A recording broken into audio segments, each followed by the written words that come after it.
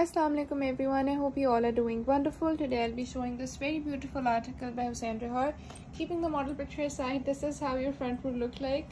There's not much to say about it. The front, back and sleeves are going to be plain. Ye sara aapka fabric hai for the front, back and sleeves. Moving on. Nextly we have the very beautiful front yoke. Sorry, not the yoke, it's the neckline. And please ignore the background noise, the tap is running. This is how your neckline would look like up close. It's a really beautiful article.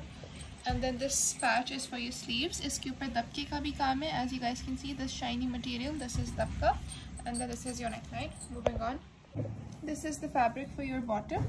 Ye aapki shalwar ka fabric aayega. This is how it looks like from the very bottom, and the rest of it is also very beautifully embroidered like this. Moving on, last but not the least, we have the very beautiful dupatta. Ye iski four-sided borders aayenge, and the center has really beautiful block print on it.